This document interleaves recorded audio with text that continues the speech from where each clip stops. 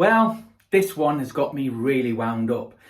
I'm talking about why we need to be really careful before we link mental health with being a criminal.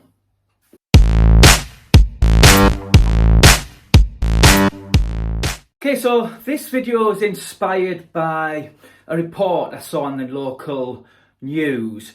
And it really wound me up. I'm going to tell you basically what was said and judge for yourselves whether I was right to get annoyed. So this was a case of a guy in his 40s who was convicted of having sex with an underage girl. So obviously terrible crime. Now what I want to focus on here is something that was said in mitigation by his defence. And what was said was that this guy had served in the military, and I quote, "Although he has not been formally diagnosed with mental health issues, he had struggled to readjust." Leave a bit of a pause there, because I imagine you'll have your own feelings, thoughts, emotions that will come up regarding that defence. I'd be very interested to hear what they are in the comments. So what do I think about this? Well, first of all, one thing I always kind of like to make clear at the start of my videos is that a lot of what I do is very much driven by my own lived experience. Now, I have worked in mental health, obviously had worked with a lot of people experiencing mental health problems, so I do have a much broader understanding. But I often do talk as well from my own personal experience, and one thing I will say categorically, that suffering with that made absolutely no difference whatsoever to my awareness of what was right and what was wrong. I mean, it almost doesn't bear saying, but it made no mitigation, no difference. And I'm confident in saying that when that guy did that, he knew exactly what he was doing. Now, what really annoyed me about this, aside from the individual, and again, it's a horrible crime and he deserves to be punished to the full extent that he can be punished as far as I'm concerned. On a larger scale, this brings up a much bigger issue, which is about the link that's made between horrendous criminal acts and mental illness. We can see this a lot when, we see reports of, real extreme crimes, particularly violent crimes. And I've almost come to expect that there'll be a mention of the person's mental health history within reporting. Having those blanket statements that somehow connect in people's mind mental health with horrible acts, personally, I believe it's very damaging. It further just reinforces the stigma and the stereotypes that exist around mental health. And one of the things that I really want to clarify here is that the statistics just do not bear this link out.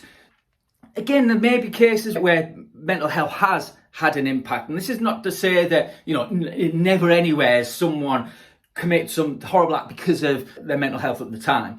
But anything like that has to be on a case-by-case basis, and we have to be responsible before just making these assumptions and linking these things together without any kind of understanding and knowledge of actually the ins and outs of these things. Now, I've got some statistics I want to share from a post I wrote a few years ago, which was in response to Donald Trump flapping his lips about a school shooting, and he said something about, we don't have a guns issue. It's not a guns issue, but we do have a mental health issue. Anyway, I'll put the link to that if you want to read what I said about that. But there was some statistics in this post, and the two things I'd like to highlight is, number one, that if you experience a mental health problem, you are far more likely to be the victim of a crime than you are to commit one. And I've got figures from this post, like I said, it was probably about 5 or 6 years ago now. And the British Crime Survey stated that only 1% of victims of violent crime believed that the incident happened because the offender had a mental illness. Now, in comparison, 47% of victims believed the offender was under the influence of alcohol. Now, another point I want to make, it's really important, is that where there is stigma, what it leads to is people not feeling able to access support, people not being supported potentially from the people around them because they're afraid, they don't understand it, they don't know what to say, they don't know what to do.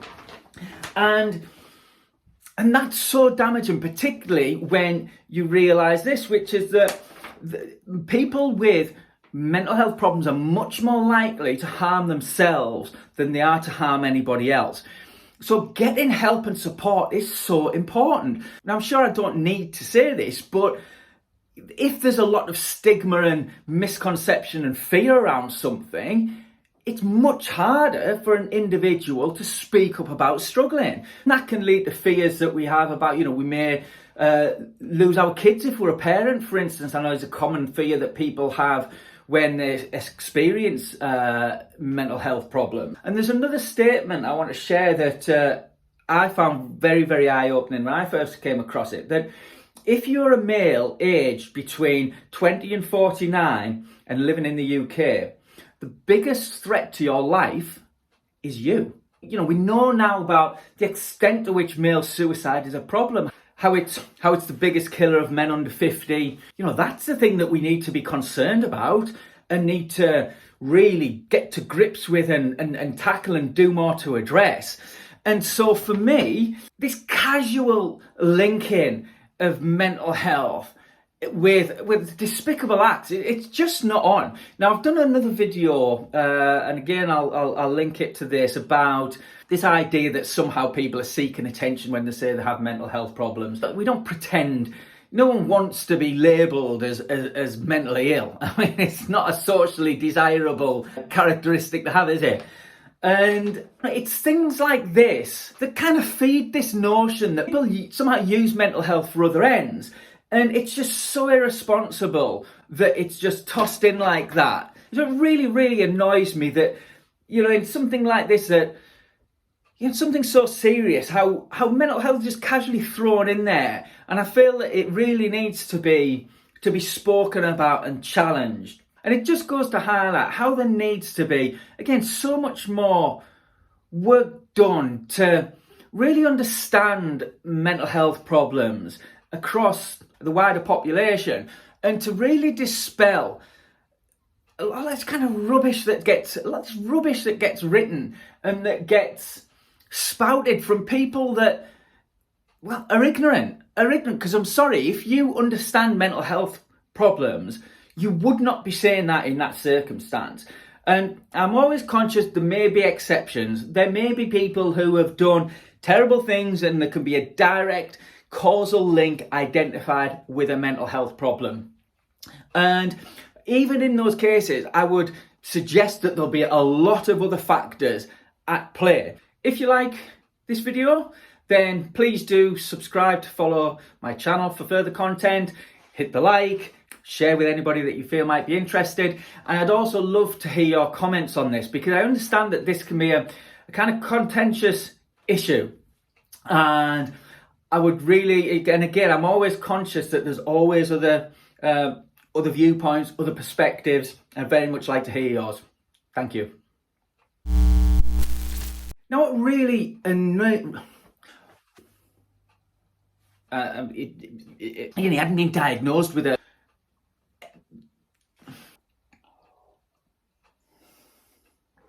No.